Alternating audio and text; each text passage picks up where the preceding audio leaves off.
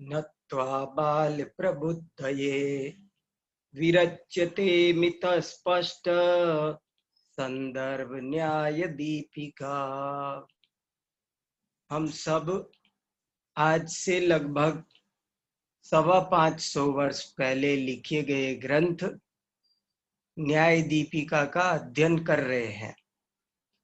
न्याय दीपिका की रचना श्री वर्धमान भट्टारक के शिष्य श्री अभिनव धर्म भूषण यति ने की है और ये न्याय का एक अत्यधिक लोकप्रिय ग्रंथ है, बहुत ही प्रमुख ग्रंथ है।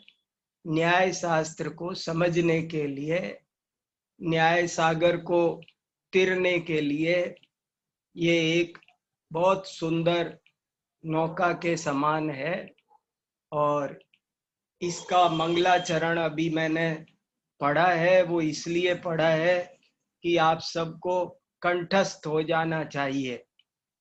श्री वर्धमान मरहंतम नत्वा बाल प्रबुद्धये विरच्यते मित स्पष्ट संदर्भ न्याय दीपिका।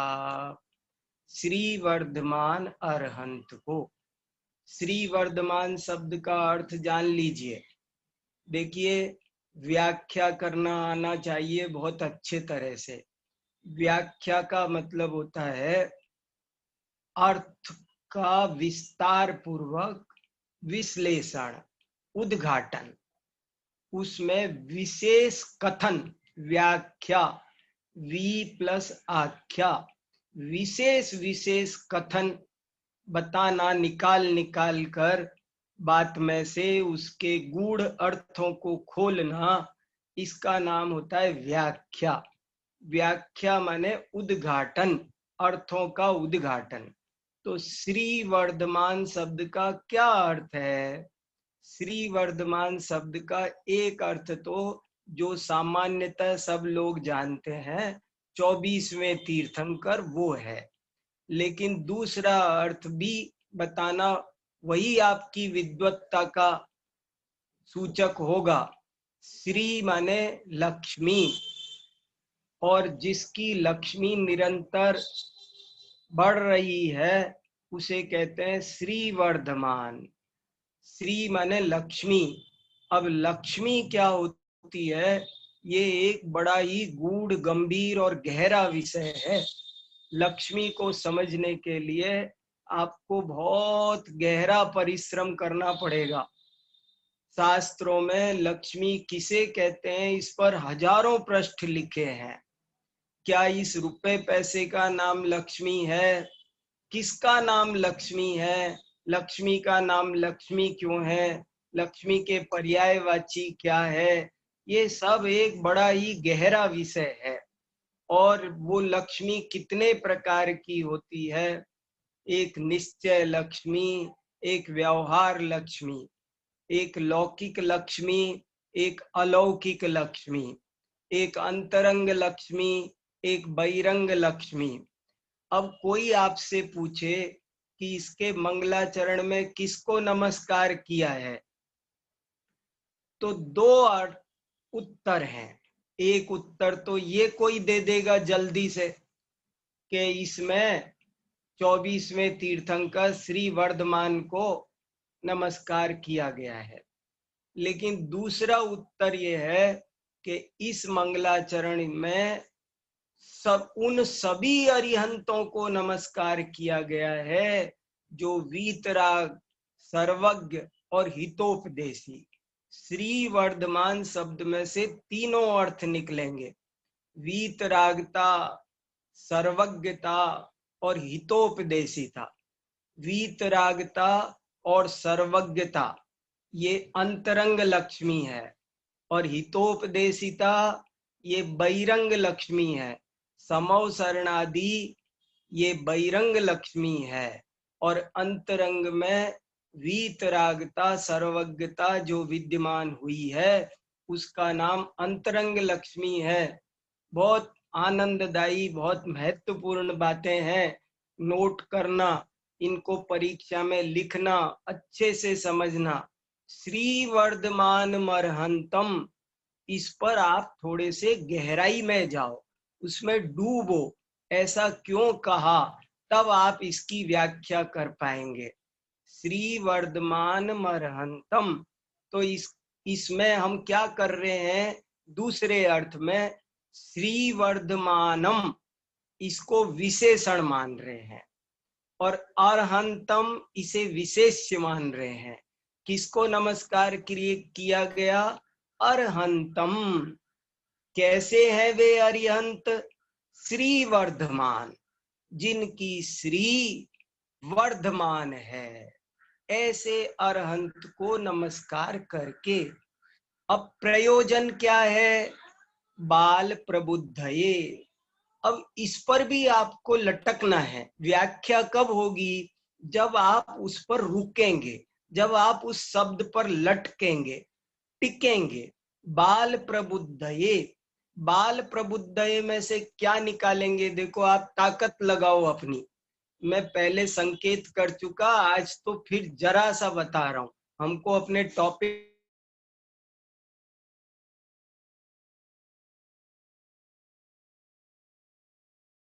समझाने के लिए। अब इसमें से दो अर्थ निकालने आपको बारीक। मैं तो कक्षा में पूछता हूं और यही परख हो जाती है। बाल प्रबुद्धये की आप व्याख्या करो, तो आप यदि दो बात नहीं बताएंगे तो समझो आपने पढ़ा नहीं। एक तो अर्थ ये बताना जरूरी है कि यहाँ बाल का अर्थ क्या, यहाँ बाल का अर्थ वयकृत बाल नहीं, उम्र में छोटा नहीं, बल्कि मतिकृत बाला अत्र गृह्यन्ते। यहाँ अर्थ है जो मंद बुद्धि, यहाँ बालक का अर्थ है अल्पायु नहीं, छोटी उम्र का नहीं, बल्कि अल्प बुद्धि। जो अल्प बुद्धि हैं उनको समझाने के लिए। और दूसरा इसमें एक और गहरा अर्थ है कि इसके अलावा और कोई प्रयोजन नहीं है। ये बहुत खास बात है। बाल प्रबुद्धये, बालकों को समझाने के लिए मैं कह रहा हूं, और किसी वजह से नहीं कह रहा। ये ग्रंथ क्यों लिख रहे हो, ज्यादातर कितने ही लोगों का प्रयोजन होता है आज के जमाने में, तो खासकर कि ये ग्रंथ मेरा छपे, लोग मुझे जाने, नाम के लिए, यश के लिए। इससे मैं यूनिवर्सिटी में ग्रंथ लिखते हैं तो प्रोफेसर बन जाते हैं। तो प्रोफेसर बनने के लिए प्रबुद्धये क्या है, 4/1 संप्रदान, प्रयोजन को बताता है। इस ग्रंथ के लिखने का प्रयोजन क्या है, तो प्रयोजन एक ही है। इसमें निगेटिव भी आप निकाला करो, किसको क्या प्रयोजन है और क्या नहीं है, नहीं है उसमें से आपको अपने आप निकालना है। बालकों को समझाने के लिए मैं लिख रहा हूं, और किसी लौकिक कामना से, धन की कामना से मेरी किताब छपेगी, मुझे रॉयल्टी मिलेगी, मैं पैसा कमाऊंगा, धन कमाने के लिए, यश कमाने के लिए, किसी पद प्रोन्नति के लिए नहीं लिखता हूं। ऐसे आप अर्थ निकाल पाएंगे। श्री वर्धमान मरहंतम नत्वा बाल प्रबुद्धये। नत्वा, नम धातु, त्वा प्रत्यय, नत्वा बाल प्रबुद्धये। विरच्यते, विरच्यते कहकर क्या कहा है, कर्तावाद नहीं, मैं रच रहा हूं नहीं, मेरे द्वारा रची जा रही है, मेरे निमित्त से। ये सहजता का संकेत है, अकर्तावाद का प्रतिपादन है। और कैसा है ये ग्रंथ, मित, स्पष्ट, संदर्भ। और न्याय दीपिका के भी दो अर्थ करो। न्याय दीपिका का एक अर्थ ग्रंथ का नाम विशेष, और दूसरा अर्थ है न्याय को दीप्त करने वाली एक पुस्तक। मैं दीप्त माने प्रकाशित, न्याय को प्रकाशित करने वाली एक पुस्तक लिख रहा हूं। ऐसे न्याय दीपिका शब्द के दो अर्थ है। एक न्याय दीपिका, श्री वर्धमान, ये एक नाम भी है और ये एक विशेषण भी है, भाव भी है। ऐसे ही न्याय दीपिका शब्द भी दोनों तरह से लगाओगे तब आप इसका विशेष अर्थ समझ पाओगे। तो ऐसे बहुत, फिर मित माने संक्षिप्त, छोटा, सीमित। स्पष्ट माने गजब है ये कि जो सीमित बोलते हैं तो स्पष्टता चली जाती है, स्पष्टता बोलने लगते हैं तो संक्षिप्तता चली जाती है। लेकिन मैं संक्षिप्त भी कहूंगा, स्पष्ट भी कहूंगा। और सबसे बड़ी बात, ये जैन दर्शन की, जैन ग्रंथों की बहुत ही बड़ी बात है कि यहाँ प्रामाणिकता का बड़ा ध्यान रखा जाता है। एक हुर्फ पाई भी जैन आचार्य पूर्वाचार्यों की परंपरा के विरुद्ध कहना पसंद नहीं करते। इसलिए ये सील लगाई गई कि मैं संदर्भ ग्रंथ लिखूंगा। मैं, संदर्भ का मतलब होता है जैसे शोध में अपनी बात का कोई प्रमाण देते हैं, प्रामाणिक, पूर्वाचार्यों सम्मत, पूर्वाचार्यों के द्वारा जैसी कही गई है वैसी ही मैं कहूंगा। ऐसे ये मूल ग्रंथ का मंगलाचरण हुआ। इसके बाद हमने आगे चल के इसका प्रथम अनुच्छेद पढ़ा। देखो, अनुच्छेद और परिच्छेद याद रखना, दो शब्द हैं, एक होता है अनुच्छेद, एक होता है परिच्छेद। क्या फर्क होता है? संस्कृत के विद्यार्थियों को जानना आवश्यक है। अनुच्छेद को, इनको समझने के लिए मैं अंग्रेजी शब्द दे देता हूं तो जल्दी समझ में आ जाएगा, अधिक समय नहीं लगाना पड़ेगा। अनुच्छेद को अंग्रेजी में कहते हैं पैराग्राफ, परिच्छेद को अंग्रेजी में कहते हैं चैप्टर। तो अनुच्छेद माने मैं पूछूं न्याय दीपिका में कितने परिच्छेद हैं, तो आप उत्तर देंगे 3 परिच्छेद हैं। लेकिन मैं पूछूं न्याय दीपिका में अनुच्छेद कितने हैं, तो आपको 3 उत्तर नहीं देना है, बल्कि कितने पैराग्राफ है। ये जो साइड में 1, 2 ऐसे लगा रखे हैं, न्याय दीपिका में जब भी पैराग्राफ शुरू होता है, ये जो ग्रीन कलर से आपको बोल्ड करके दिखाया गया है, ये जो 1 है, 1 का क्या मतलब है?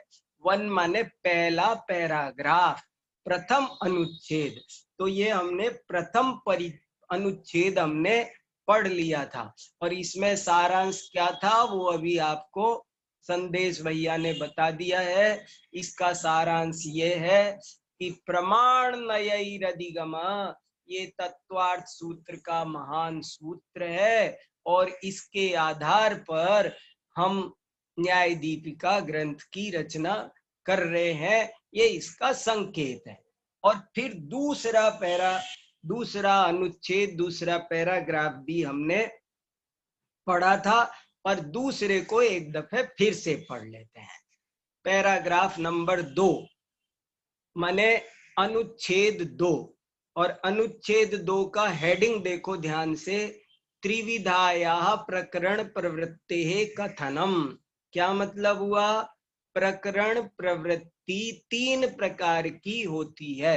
विद शब्द प्रकारवाची होता है, त्रिविध, 3 प्रकार की। ये जो न्याय दीपिका है ये एक प्रकरण ग्रंथ है। इसके ठीक ऊपर लिखा है ना, प्रकरणम इदम आरभ्यते, प्रकरणम इदम आरभ्यते, ये लिखा है ना, ठीक हो, ये प्रकरणम इदम आरभ्यते माने इदम प्रकरणम आरभ्यते, यह प्रकरण प्रारंभ। प्रकरण माने जानते हैं, प्रकरण माने क्या होता है? प्रकरण का मतलब होता है एक छोटा सा चैप्टर। न्याय एक बहुत बड़ा विषय है। जैसे साहित्य में खंड कथा, खंड काव्य होते हैं, हम बहुत बड़ी चीज में से, जैसे शरीर का वर्णन करना एक विषय है और उसमें से हाथ का वर्णन करना, मुंह का वर्णन करना, पैर का करना, ये उसका एक प्रकरण है। तो न्याय दीपिका एक प्रकरण ग्रंथ है, पूरे न्याय को नहीं समझाया है, बल्कि न्याय का संक्षिप्त वर्णन एक अंश उसमें बताया गया है, इसलिए इसे प्रकरण ग्रंथ कहते हैं। और किसी भी प्रकरण में, किसी भी प्रसंग में कैसे प्रवृत्ति करते हैं, ये बात यहाँ आपको हमको समझाई जा रही है। पेपर, हाँ ठीक है, चलिए मिल गया प्रकरण। ये प्रकरण 3 प्रकार से प्रारंभ होता है। प्रकरण में प्रवृत्ति 3 प्रकार से होती है। देखो, हमको अच्छा लेखक बनना हो, हमें अच्छा वक्ता बनना हो, तो ये बात समझना बहुत जरूरी है। त्रिविधायाः प्रकरण प्रवृत्ते कथनम, 3 प्रकार से प्रकरण में प्रवृत्ति करनी चाहिए। किसी भी टॉपिक को बोलो तो एक व्यवस्थित ढंग से बोलना चाहिए, व्यवस्थित ढंग से लिखना चाहिए। तो क्या है, तो कह रहे हैं इह ही, इह माने अत्र, इह माने यहाँ। देखो, न्याय दीपिका को अच्छे से जिनको समझना है, जो लोग न्याय दीपिका को समझने के लिए सच्चे मन से हमारे साथ जुड़े हैं, कमर कस के बैठे हैं, उनको मैं 2 बात कहना चाहता हूं, वे ध्यान से सुने। क्योंकि हम न्याय दीपिका को संस्कृत से लगा रहे हैं और जो शास्त्रीय विद्वान जुड़े हुए हैं उनसे मेरा ये विनम्र निवेदन है, उनको ये मेरा परामर्श है कि वे थोड़ा संस्कृत का अच्छा अभ्यास रखें। जितनी अच्छी संस्कृत आती होगी उतना उनको आनंद आएगा। संस्कृत में संधि, समास, विभक्तियां, कम से कम विभक्तियों का ज्ञान तो अवश्य होना चाहिए। जिसे विभक्ति पकड़ में नहीं आएगी उसे आनंद नहीं आएगा।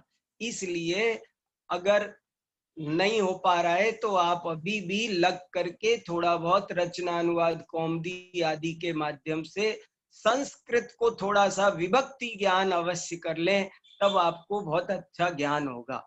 तो न्याय दीपिका को अच्छे से समझने के लिए एक तो संस्कृत का ज्ञान बहुत अच्छा होना चाहिए। नंबर 2, थोड़ा न्याय शास्त्र की भूमिका जरूर होनी चाहिए। आपको न्याय क्या होता है इस बारे में थोड़ा सा पढ़ लो। आप कहीं न कहीं से, बहुत मैटर है, हमने कई लेख छोटे छोटे आपको दिए हैं, इस ग्रुप पर डाले हैं, आप उन लेखों को पढ़ लो। आप उनको पढ़कर हमें सुनेंगे, न्याय दीपिका को पढ़ेंगे तो आपको बहुत आनंद आएगा। और नहीं तो न्याय मंदिर छोटा सा ग्रंथ है, इस न्याय में हिंदी में है, प्रश्नोत्तर में है, आज की शैली में है, छोटी सी भूमिका है। तो न्याय मंदिर पढ़ जाओ, तब आपको न्याय दीपिका बहुत अच्छी तरह समझ में आएगी। तो जो शास्त्री विद्वान हैं उनको तो, शास्त्री में पढ़ने वाले विद्यार्थी हैं उनको तो ये दोनों चीजें बहुत अच्छी आनी चाहिए। और जो बाकी के लोग हमारे साथ, कोई जो साधर्मी भाई जुड़े हैं, उन लोगों को भी थोड़ा सा न्याय का ज्ञान तो होना बहुत जरूरी है। न्याय मंदिर जैसी हिंदी कृति को तो पढ़ लेना चाहिए ताकि वे बहुत अच्छे से इस न्याय दीपिका को समझ सकें।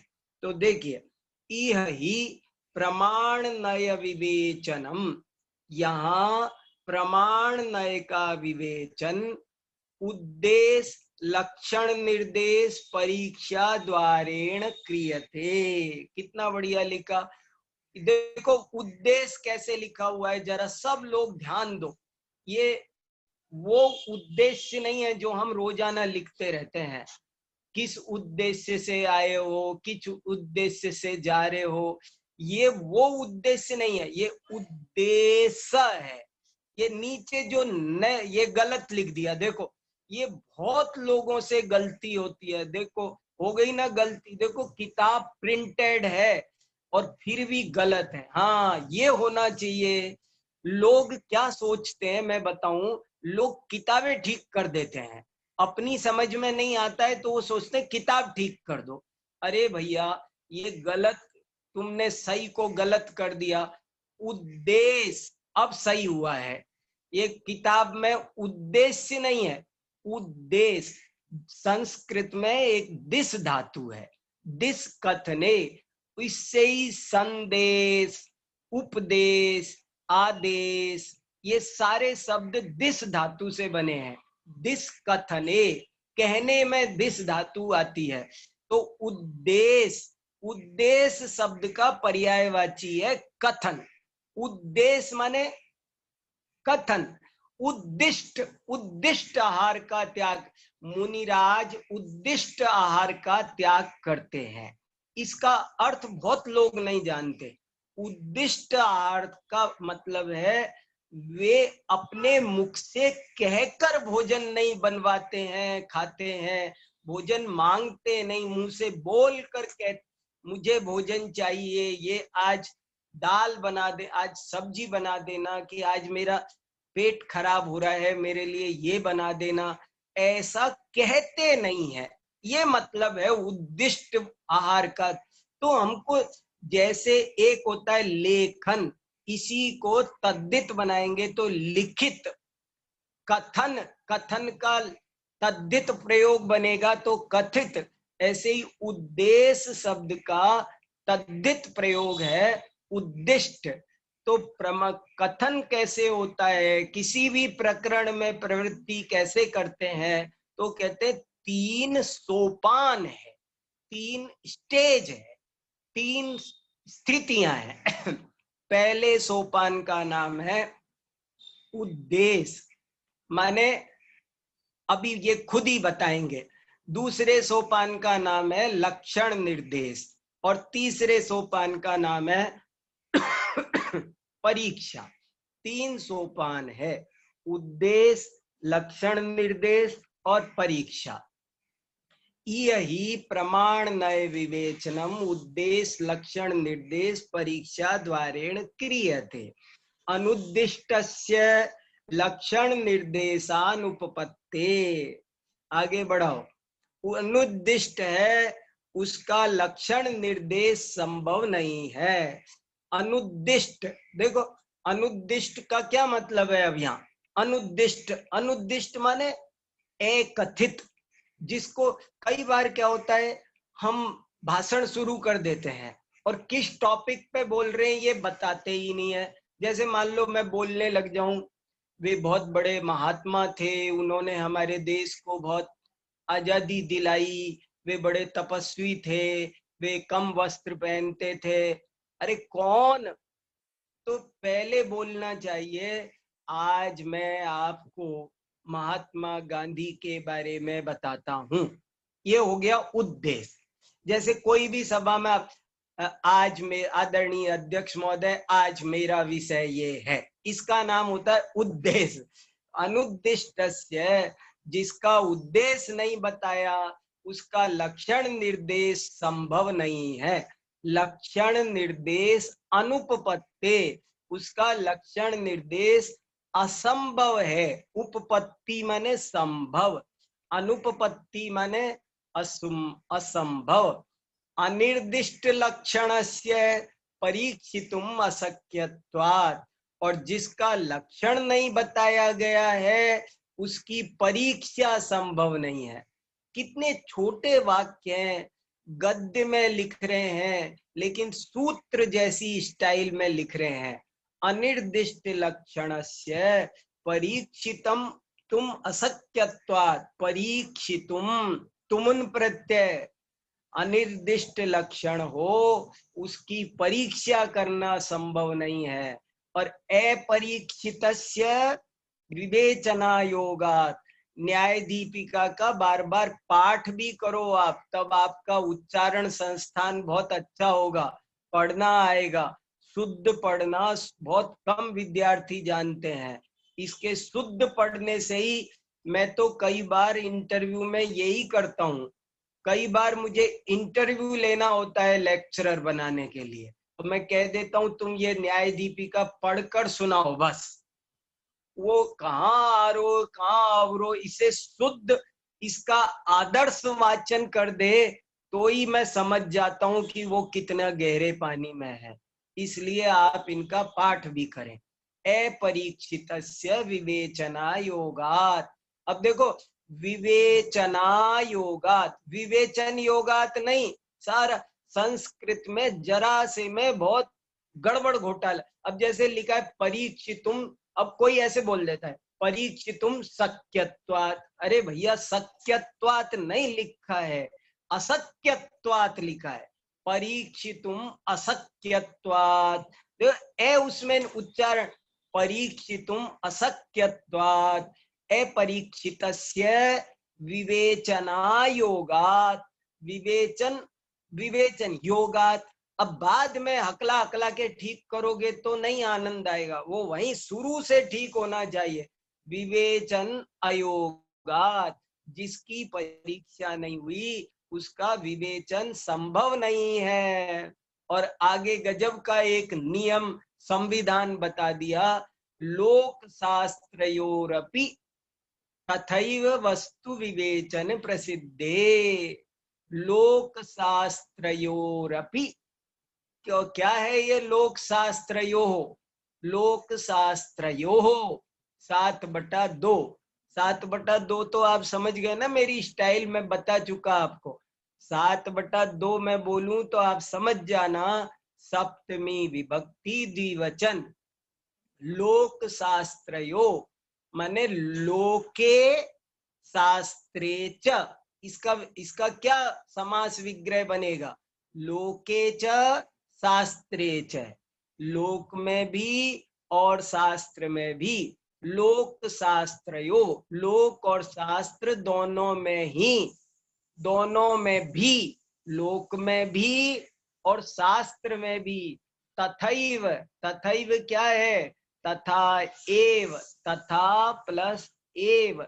उस तथा माने, तथा माने और नहीं, अपन हिंदी में कहते हैं ना, राम तथा लक्ष्मण गए। तथा शब्द का अर्थ होता है उसी प्रकार। यथा माने जिस प्रकार, तथा माने उसी प्रकार।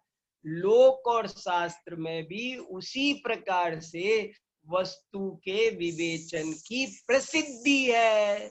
माने सब जानते हैं, यही ख्याति है, ये सब दुनिया को पता है कि जब हम किसी विषय का प्रतिपादन करते हैं तो पहले उद्देश्य कथन करते हैं, फिर लक्षण निर्देश बताते हैं और बाद में उसकी परीक्षा करते हैं।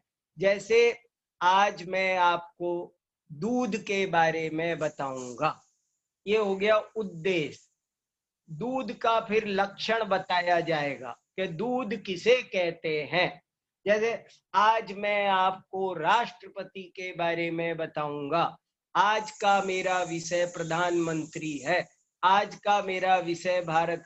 तो कोई एक विषय चुनना, उसको बताना, ये उद्देश्य है। फिर दूध कैसा होता है उसकी परिभाषा बताना, वो लक्षण है। जिसे हिंदी में परिभाषा कहते हैं उसे ही न्याय शास्त्र में लक्षण कहते हैं। तो फिर परिभाषा तो बताओ, वो लोग पर्व पर भाषण दे देते हैं, पर्व की परिभाषा तक नहीं बताते। तो परिभाषा बताना जरूरी है और बाद में उसका परीक्षण होना चाहिए। भली भांति उसको आगे पीछे उसके क्या स्वरूप है उसको समझाना चाहिए। तथैव वस्तु विवेचन। वस्तु माने किसी भी वस्तु का, किसी भी विषय का, विषय भी वस्तु ही है। वस्तु का माने पदार्थ का या किसी विषय का। जैसे आज मैं आपको क्रोध पर बताता हूँ, तो ये भी वस्तु, क्रोध एक वस्तु है। वस्तु माने विषय वस्तु। अब तीसरा पैराग्राफ, तृतीय अनुच्छेद पढ़ते हैं। यहां तक हमने पढ़ा था, अब आगे बढ़ते हैं। तत्र विवेक, ये देखो, ये जो 3 लिखा हुआ है इसका मतलब क्या है? 3 माने तीसरा पैराग्राफ, तृतीय अनुच्छेद, तत्र विवेक्तव्य नाम मात्र कथनम उद्देश्य। देखो उद्देश्य यहाँ सही लिखा हुआ है, ये संस्कृत में सही लिखा है, वो हिंदी वाले ने थोड़ा गलत लिख दिया था। तत्र, तत्र माने उनमें से, तत्र का क्या मतलब कि जो 3 सोपान बताए थे, उद्देश्य, लक्षण, निर्देश और परीक्षा, उसमें से विवेक्तव्य नाम मात्र कथनम उद्देश्य। विवेक्तव्य, अरे गजब है, छोटे शब्द में कितना भाव भर दिया। ये शब्द सीखो तब आनंद आएगा। जिसका विवेचन करना है, ऐसे ऐसे हम घुमाते फिरते हैं, हमको जो बात 5 शब्दों में भी नहीं कह पाते हैं, यहाँ देखो एक शब्द में विवेक्तव्य, विवेक्तव्य का विवेक्तव्य, विवेक्तव्य को अगर मैं और छोटा दूसरा सरल शब्द रखना चाहूं तो शब्द हो जाएगा विवेच्य, विवेच्य। और दूसरा शब्द देऊं तो प्रतिपाद्य, और दूसरा शब्द देऊं तो वर्ण्य, वर्ण्य, वर्ण्य माने जिसका वर्णन करना है, जिसका विवेचन करना है, उसका नाम मात्र कथन करना, उसका नाम। जैसे बताया ना अभी, आज मैं क्रोध के संबंध में अपने विचार व्यक्त करूं, आज मैं उत्तम क्षमा के संबंध में अपने विचार व्यक्त करूंगा, तो जो विषय आपका है, तो ये उत्तम क्षमा, ये विवेक्तव्य विषय है मेरा, और इसका मैंने जो नाम मात्र कथन किया, ये उद्देश्य है। विवेक्तव्य नाम मात्र कथनम उद्देश्य। व्यतिकीर्ण वस्तु व्यावृत्ति हेतुर लक्षणम। ये परिभाषाएं याद करने की है, इनको आप याद करना।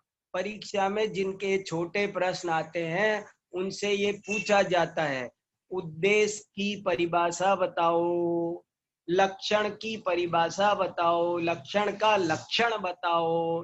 तो उद्देश्य का क्या लक्षण है? विवेक्तव्य नाम मात्र कथनम उद्देश्य।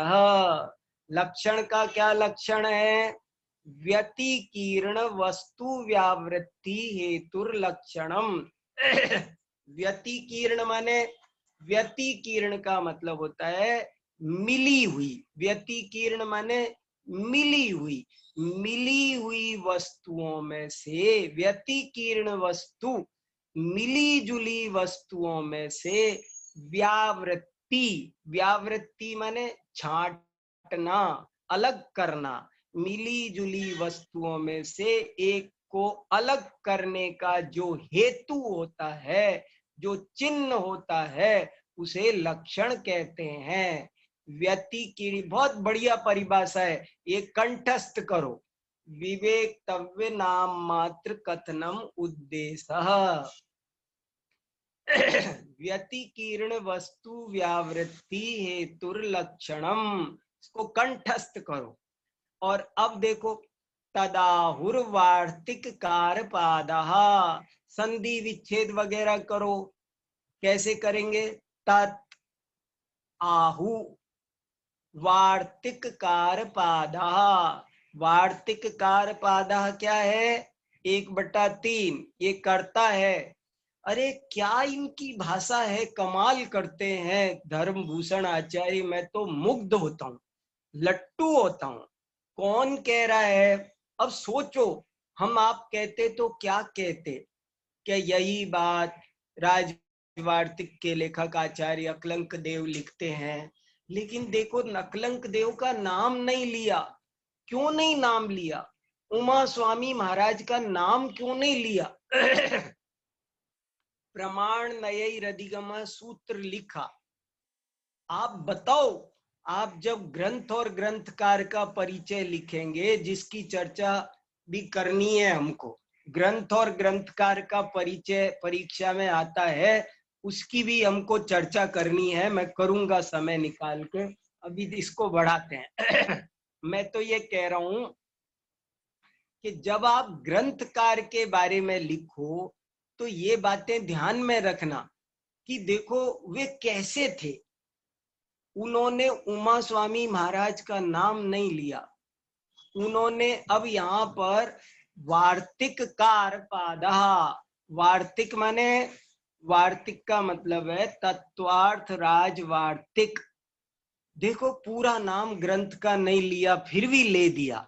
और वार्तिक कार पाद, पाद माने पूज्य पाद।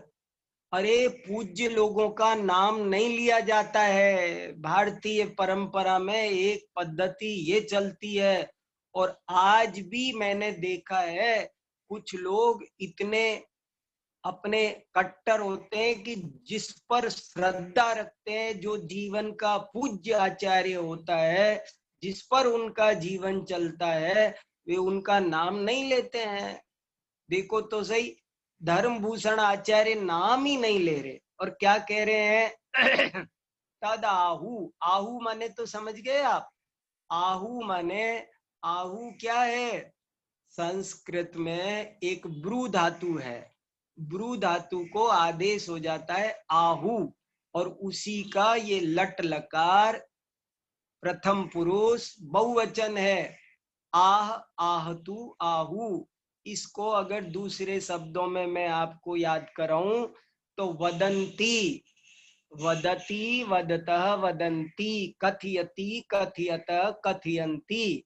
इसका मतलब हुआ तदाहु। तदाहु माने तत् माने वही, कथयंती कौन कहते हैं। और ये कथयंती क्यों लगाया, क्यों लगाया कथयन? पूज्यार्थे बहुवचनम, पूज्य के अर्थ में बहुवचन के वार्तिक कारपाद कहते हैं। वार्तिक कारपाद कहते हैं मतलब आचार्य श्री अकलंक स्वामी पूज्यपाद, उन जैसे विनम्रता टपक रही है धर्मभूषण यति के हृदय में। कैसी विनम्रता होगी ये मुझे इस शब्द में से दिखाई दे रहा है।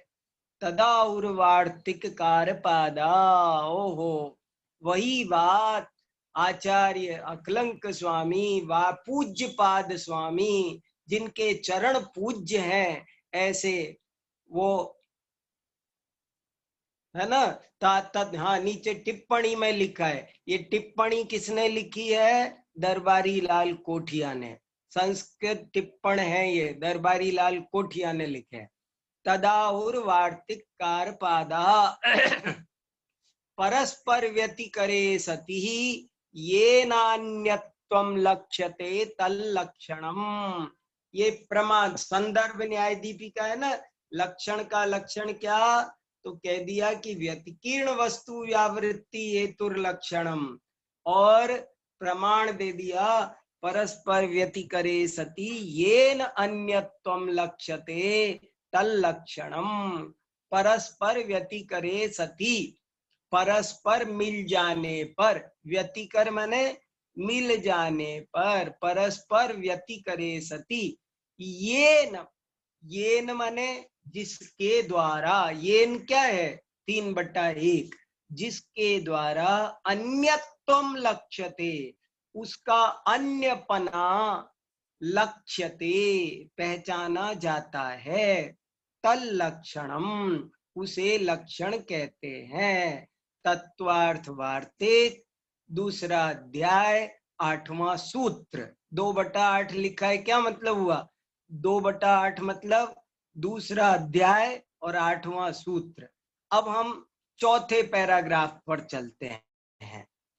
थोड़ा जल्दी जल्दी बढ़ना पड़ेगा हमको, हमारी मजबूरी है, ज्यादा और खुलासा नहीं कर सकते। आप सब परिश्रम करके मुझे सहयोग करो, ठीक है? बात करनी हो तो एक एक पैरा ही बहुत है, लेकिन हमको थोड़ा सा जल्दी बढ़ना जरूरी है।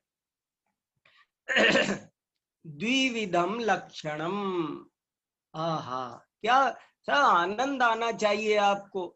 देखो ज्ञान की प्राप्ति उसे होती है जिसे आनंद आता है। द्विविधम लक्षणम, लक्षणम द्विविधम भवति। विद शब्दों प्रकारवाची, आप किसी भी शब्द में विद लगा दो, किसी भी संख्या में, 1 विद, 5 विद, 10 विद, 7 विद, सहस्त्र विद, विद और धा, ये प्रकारवाची है। द्विविधम, दो प्रकार का लक्षण, दो प्रकार का होता है। अब ये बहुत अच्छी समझने की बात है। देखो लक्षण बनाना सिखा रहे हैं आपको। द्विविधम लक्षणम, लक्षण दो प्रकार का है। आत्मभूतम अनात्मभूतम चेती। शुद्ध उच्चारण करना सीखो एकदम।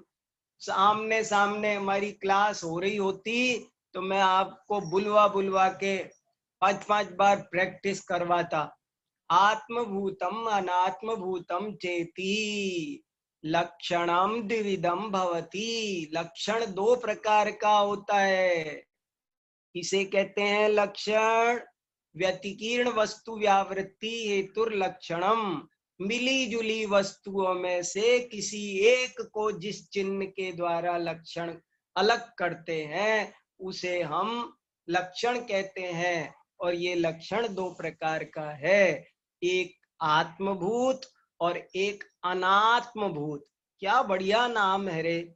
आत्मभूत अनात्मभूत दो प्रकार के लक्षण हैं। तत्र, तत्र माने उन दोनों में से।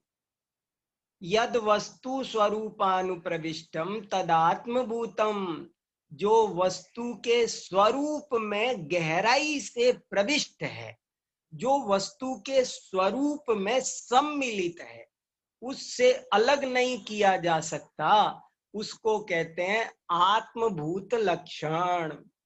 यथा अग्निरोष्ण्यम, ये परिभाषा याद करने की है। यद वस्तु स्वरूपानुप्रविष्टम तदात्मभूतम। लक्षण दो तरह का होता है। देखो कितनी परिभाषाएं हो गई, बहुत सारी चीजें पढ़ ली है हमने, वो सब तैयार रहनी चाहिए। लक्षण दो प्रकार का होता है, आत्मभूत और अनात्मभूत। आत्मभूत किसे कहते हैं? यद वस्तु स्वरूपानुप्रविष्टम तदात्मभूतम, जो वस्तु के स्वरूप में सम्मिलित है, उससे अलग नहीं किया जा सकता है, उसको आत्मभूत लक्षण कहते हैं। यथा अग्निरोष्ण्यम, जैसे कि अग्नेह। अग्नेह क्या है भैया? ये अग्नेह 6/1 अग्नेह। और औष्ण्यम, गजब है भाई। औष्ण्यम, ये रे क्या हुआ? ये रे विसर्ग का रे बन गया। यथा अग्नेह, यथा अलग करो। इस शब्द का संधि विच्छेद करने के लिए ही आपको ज्ञानी होना चाहिए। यथा प्लस अग्नेह प्लस औष्ण्यम। औष्ण्यम कैसे बना? गजब हो गया। औष्ण्यम संस्कृत में शब्द है उष्ण। उष्ण माने गर्म। और उष्ण को भाववाचक बनाने की दो तरीके हैं।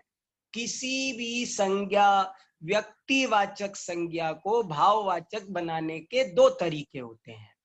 एक तो होता है ता प्रत्यय, जैसे उष्णता। उष्ण को हमें भाववाचक बनाना होता तो एक तरीका था उष्णता। दूसरा तरीका है आदि वृद्धि कर दी जाए, औष्ण्य बना दिया जाए।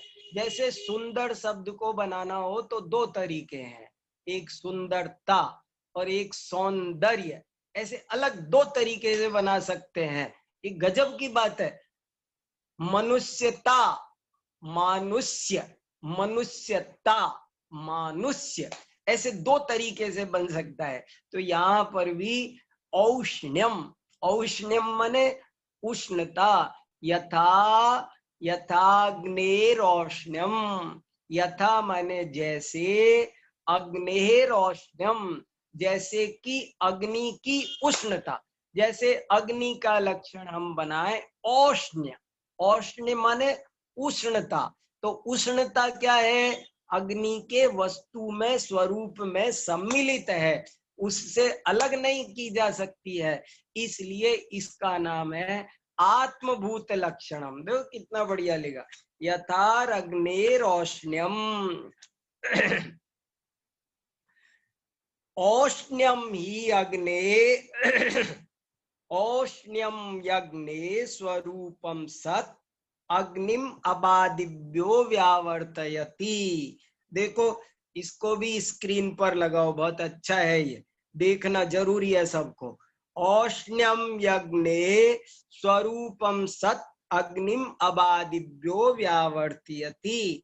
औष्ण्यम यानी उष्णता, ही माने, अब देखो यज्ञ, अब यज्ञ समझ में ही नहीं आएगा अगर आपको संधि नहीं आई तो।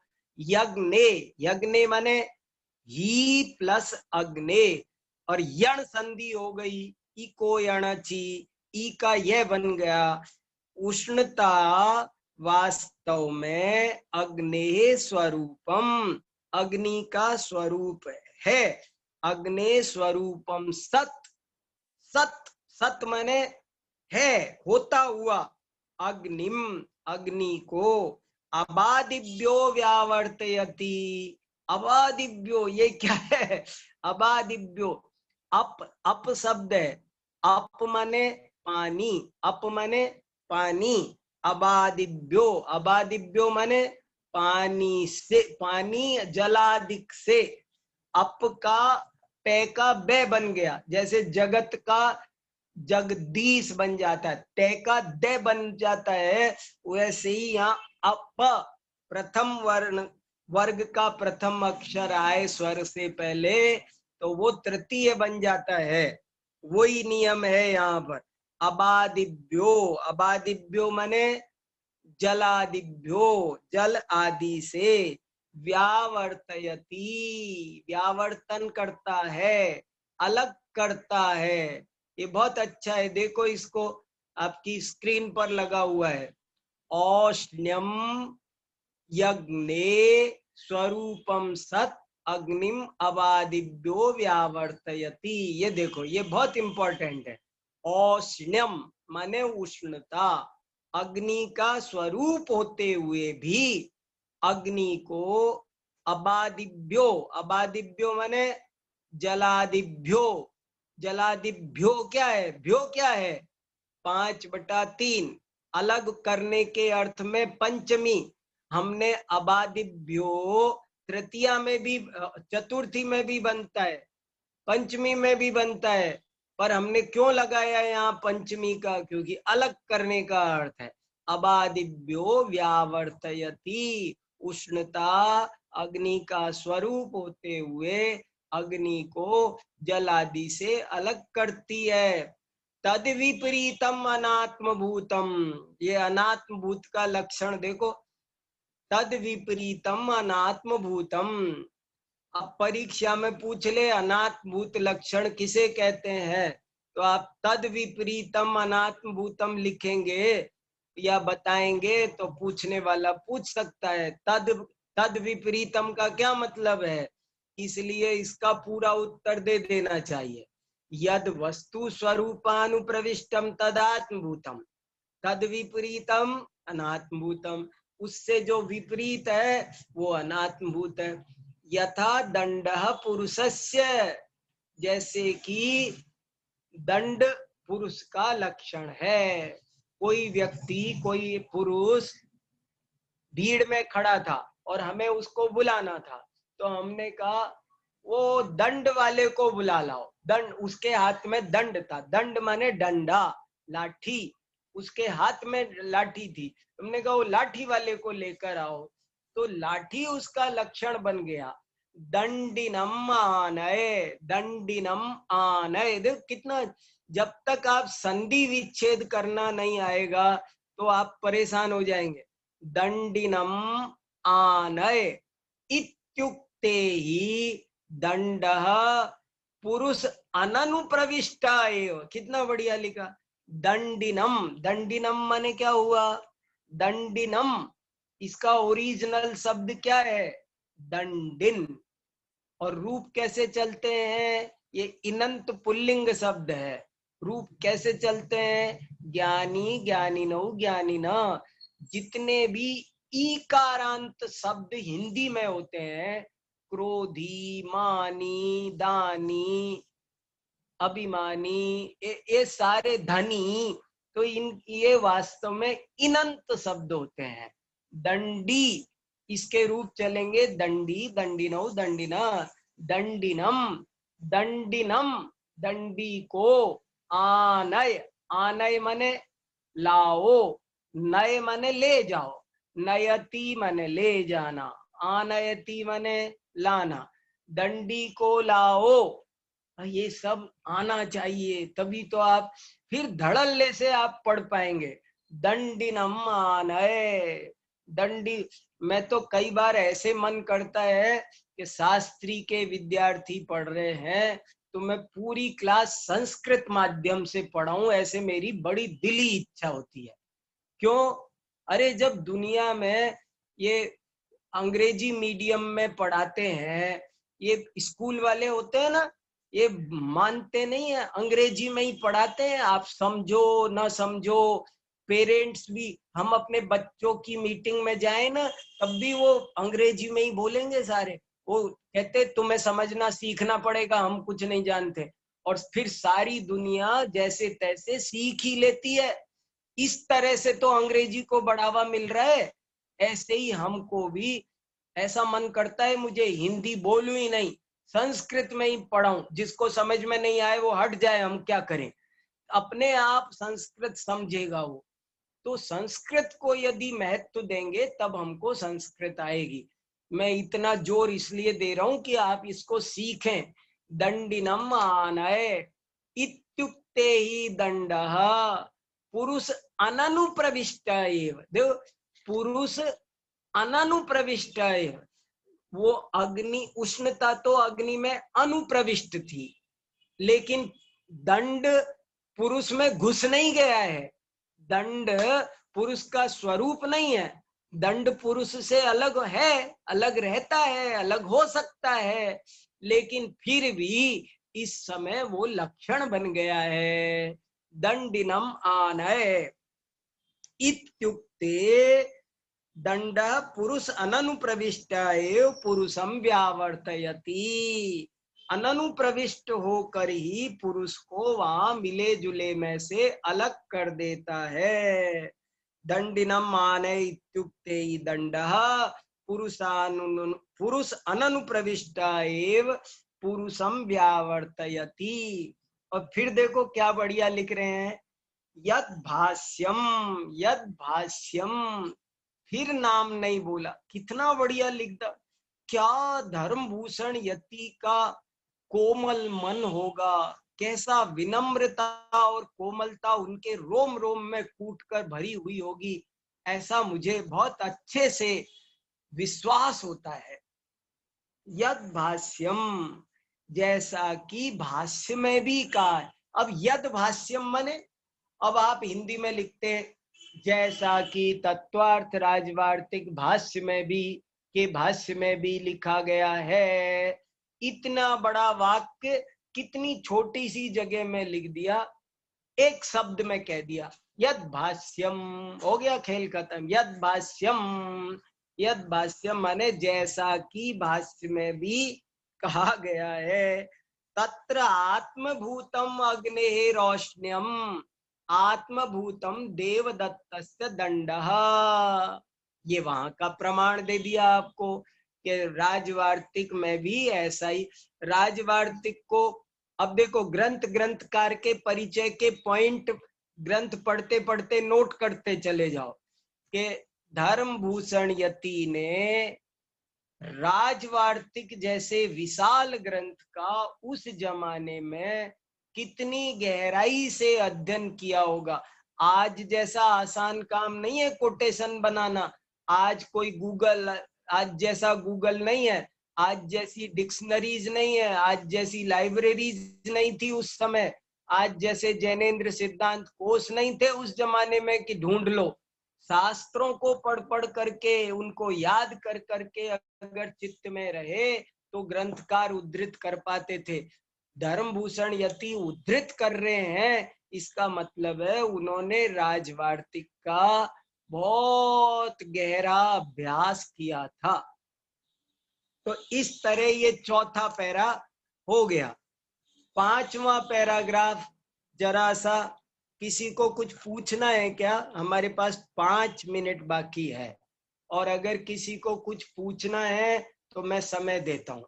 हम बाकी चर्चा कल अगली बार कर लेंगे। हम हमारी बात को छोड़ सकते हैं।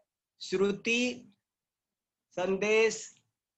जी भाई साहब जी। हाँ, देखो भैया, किसी का कोई हैंड रेज हो रहा हो, कोई किसी को कोई बात समझ में नहीं आई हो, और सबको ये भी बता दो कि जो लोग प्रश्न यहाँ नहीं पूछ पा रहे हैं वे हमारे ग्रुप पर पूछ लें। बहुत मन लगा के प्रसन्नता से पढ़ना है। कॉपी पेन लो, नोट्स बनाओ, तब सब चीजें थोड़ा थोड़ा याद कर लो, और शुरू से याद कर लोगे। अभी तो न्याय दीपिका हमसे बहुत लोग कह रहे हैं कि न्याय दीपिका की कक्षा हफ्ते में 1 दिन क्यों चल रही है, 2 दिन चलाओ। और हम भी इसको 2 दिन करने वाले हैं, लेकिन अभी इसलिए नहीं कर रहे हैं कि आप पर हैवी ना हो जाए, आप थोड़ी तैयारी कर लें, इसलिए हम थोड़ा 1-2 हफ्ते का टाइम, अभी हम जल्दी से इसको हफ्ते में 2 दिन करने वाले हैं इस क्लास को, लेकिन आपको उसके लिए बढ़िया तैयारी। हाँ देखो, हैंड रेज हो रहे हैं 3-4, किसको क्या पूछना है बोलो भैया, जल्दी जल्दी। जय जिनेंद्र हाँ बोलिए बोलिए। हाँ बोलिए। मुझे ये पूछना था, पिछली बार आपने बताया था कि वस्तु 3 तरीके के मंगलाचरण होते हैं। हाँ, तो वस्तु निर्देशात्मक मंगलाचरण का कोई उदाहरण होगा? जैसे ये मंगलाचरण जो था ना, श्री वर्धमान मरहंतम नत्वा बाल प्रबुद्धये विरच्यते मित स्पष्ट संदर्भ ना दीपिका। तन्वी बोल रही है ना? हाँ मैं पहचान गया, ठीक। देखो ऐसे है, वो जैसे समय सार है कि नहीं, वो छामी समय पाउड, ये वस्तु निर्देश है।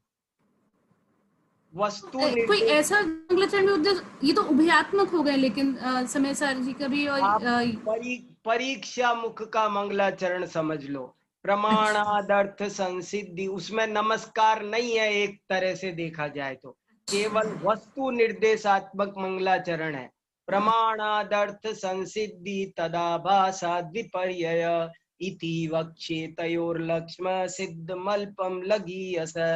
ये मंगलाचरण प्योर वस्तु निर्देशात्मक है।